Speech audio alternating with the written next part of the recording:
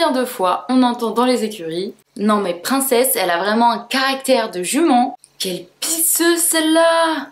Ouais, elle est grave chiante. Enfin, c'est une jument quoi. Et si la misogynie existait aussi dans le regard qu'on porte aux chevaux?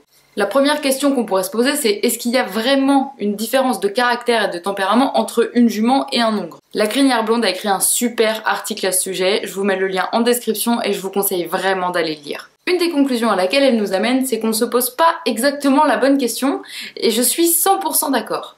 L'essence même de l'hongre, c'est qu'il est castré. L'effet donc de ses hormones sexuelles est donc grandement minimisé. Donc pourquoi est-ce qu'on compare sans cesse les hongres et les juments alors que la jument, elle est entière? On devrait donc la comparer à un entier ou à un étalon. Mais non, car dans cette société patriarcale, même l'étalon est élevé au rang de roi. Lui, il a le droit d'être chiant puisqu'il a ses hormones d'étalon.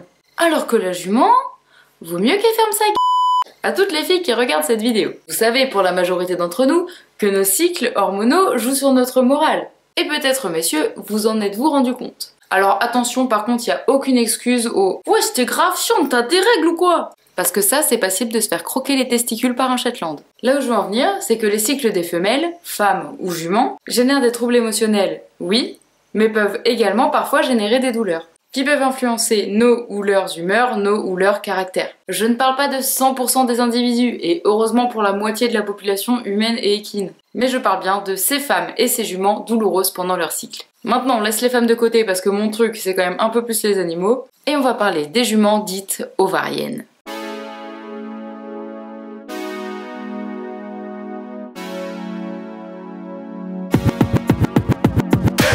Avant de rentrer dans le vif du sujet, je tiens à préciser que je vais parler des douleurs ovariennes qui sont non pathologiques. Je ne parlerai donc pas de tumeurs, de kystes, d'hématomes ou d'abcès ovariens. Peut-être le sujet d'une prochaine vidéo, dis-le moi en commentaire. Parce que oui, ça peut paraître surprenant, mais les douleurs d'ovaires peuvent ne pas être pathologiques. Allez, cette fois, on y va et on commence par débriefer le cycle ovarien de la jument.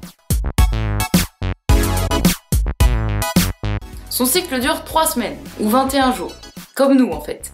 Et comme nous, c'est variable selon les individus, parfois 19, parfois 25 jours. Par contre, là où on diffère d'elles, c'est que chez les juments, c'est saisonnier. Mesdames, vous avez vos règles toute l'année, c'est bien la preuve que vous avez un cycle constant dans l'année. Les juments, elles, ne sont normalement pas en chaleur toute l'année, ce qui est bien la preuve que leur cycle est saisonnier. Grosso modo, on dit que les juments sont en chaleur, donc aptes à la reproduction, de mars à novembre. Grosso modo. Et tout ça pour que le poulain puisse naître au beau jour. Bon, c'est pas toujours le cas, mais dans la théorie, c'est ça. Tout ça, c'est régulé en fonction de l'ensoleillement au cours de la journée. En mars, les jours rallongent, donc les chaleurs apparaissent. En novembre, les jours raccourcissent, donc les chaleurs disparaissent. Ce qui, théoriquement, évite au poulain de naître dans les 3 mois les plus froids de l'année, à savoir décembre, janvier et février. Mais bon, ce qui éloigne la jument de sa théorie normale, c'est encore et toujours l'homme, hein. Bon. Dans un cycle, on distingue 2 phases. L'œstrus et le diestrus. L'œstrus, c'est ce qu'on appelle les chaleurs. C'est le moment où la jument accepte l'étalon. Il dure en moyenne 7 jours, mais d'un individu à l'autre et d'une saison à l'autre, il peut varier de 2 à 15 jours. Et le diestrus, bah c'est le reste du temps, quand la jument n'est pas en chaleur et donc qu'elle refuse l'étalon. Pour ça, chaleur ou pas chaleur, normalement, je ne vous apprends rien, si ce n'est les termes œstrus et diestrus. Mais vous savez à quel point j'aime la biologie, donc on va aller voir ce qui se passe dans la jument pour expliquer tout ça. Je vais extrêmement vulgariser dans cette vidéo, notamment parce que je zappe tout le jeu hormonal des cycles ovariens. Est-ce que je suis en train de me justifier auprès de tous les connaisseurs? Oui. Et pourquoi je zappe ça? Tout simplement parce que pour vous expliquer la jument ovarienne non pathologique, je n'ai pas besoin d'avoir recours aux hormones. Donc si on peut zapper un truc compliqué, on le zappe. Mais par contre, je meurs d'envie de vous en parler. Donc on pourrait faire une vidéo pour parler de la reproduction et parler œstrogène, progestérone, LH, FSH. Dites-le moi en commentaire. Le référencement. Jusqu'à preuve du contraire, ce que je vais vous dire juste après concernant l'appareil génital est valable pour nous comme pour la jument, si jamais vous vous posiez la question. L'appareil génital de la jument est composé du vagin, de l'utérus, des trompes et des ovaires. Dans un ovaire, il y a des follicules. Et il y en a un nombre défini dans chaque ovaire. Genre en fait, quand tu nais, tu as déjà ton nombre de follicules pour toute la vie. Et à chaque cycle, il y en a un ou plusieurs, mais on va dire un. Donc un follicule qui entre en maturation. Il mûrit. Oui, comme les fruits. Et une fois qu'il est mûr, il explose et libère un ovocyte. Ou un ovule si tu préfères. Bon, on va aller au plus simple, on va dire qu'il libère un ovule. Mais le vrai terme, c'est un ovocyte. Et une fois que le follicule a explosé et a libéré un ovule, il change de fonction et de nom et on l'appelle le corps jaune. Il peut pas genre recréer d'autres ovules. Non, c'est une seule par follicule et après terminé. Cette phase d'explosion du follicule et d'éjection de l'ovule, ça s'appelle l'ovulation. Donc à chaque ovulation, on sacrifie un follicule. Chez la femme, on a moins de follicules que de cycles possibles tout au long de notre vie. Ce qui fait qu'au bout d'un moment, on a épuisé notre réserve de follicules. Et ça, c'est la ménopause. Ce phénomène, il n'existe pas du tout chez la jument parce qu'en fait, elle a largement assez de follicules pour tous les cycles de sa vie. Et si malgré tout, la plupart des juments finissent stériles, c'est à cause du vieillissement des ovaires ou de l'utérus et pas du tout à cause d'un manque de follicules. Bref, je m'égare. On en arrive au sujet tant attendu. Comment la jument peut-elle être douloureuse sans que ce soit pathologique ? Bon alors déjà, juste comme ça, petit aparté, y a un jeu d'hormones incroyable, toutes les 3 semaines, ça fait vraiment ça. Donc franchement, moi, rien que ça justifie de pas toujours être dans le même mood. Je pense que la majorité d'entre nous, on en fait déjà les frais. En plus de ça, lorsque le follicule mûrit, il prend en taille et en poids. Et l'ovaire augmente donc de taille, puisque les follicules sont compris dans l'ovaire, et atteint jusqu'à 5 cm. Genre 5 cm, c'est une moyenne.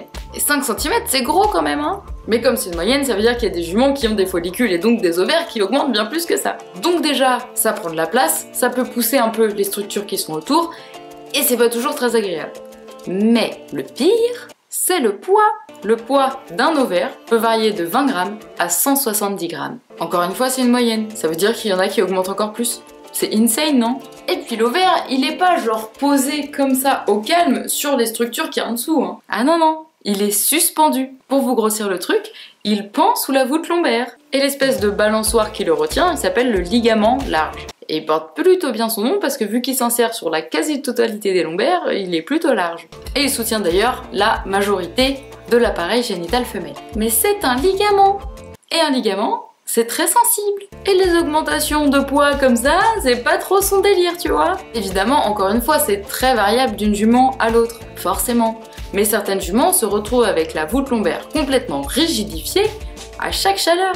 Car l'ovaire, il est trop lourd, le ligament large, il est pas content et il le fait savoir à tout le monde autour. Mais hélas, comme nous et nos douleurs de règles, on considère ça comme normal et non pathologique, puisqu'il n'y a ni un trouble du cycle, ni un trouble de la fertilité. Certaines juments sont quasiment au point d'être dans des états de coliques sévères à chaque début de chaleur, avec des signes plus ou moins prononcés, mais qui ressemblent fortement à des signes de colique. Une jument qui se campe, qui fouaille de la queue, qui se regarde les flancs, voire même qu'il est mort, qui refuse de se mettre au travail, refuse l'action de la jambe et va balancer les fesses en l'air à chaque fois qu'on lui demande un peu d'avancer, qui gratte, qui se couche, qui montre vraiment des signes d'inconfort au niveau du dos, et même qui peut paraître irrégulière de l'arrière-main. Même l'appétit peut être diminué, mais contrairement aux coliques, le transit reste parfaitement normal. Du coup, comment savoir si ce sont des coliques digestives et irrégulières ou des douleurs de cycle? Eh bien, il va falloir noter. Si ça apparaît de manière cyclique et donc régulier tout le temps, genre tous les 20 jours, tous les 22 jours, ou même ce qui pourrait sembler être un cycle sur 2, alors ça doit vous mettre la puce à l'oreille. On est d'accord que si c'est un nombre qui est chiant, c'est pas des douleurs de cycle, hein.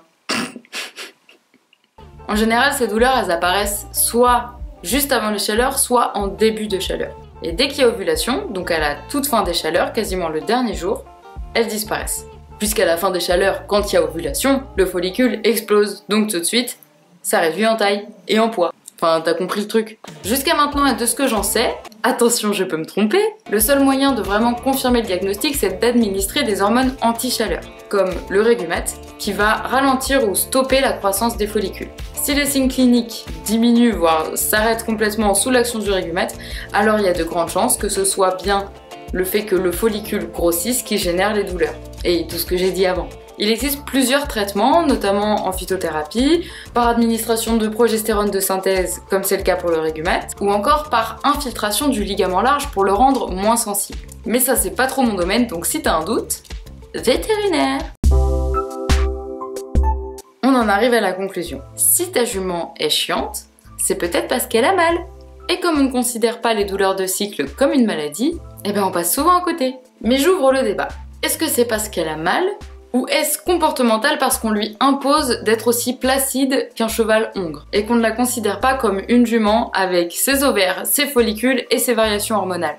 Encore une fois, je t'invite vraiment à aller lire l'article de la crinière blonde à ce sujet. Tiens-toi informé. Fais-toi ton propre avis à partir de toutes les informations que tu peux attraper à droite à gauche. Remets en question tes croyances. Prends soin de toi, prends soin d'eux, et je te dis à bientôt, oui, Roro, à bientôt, à bientôt.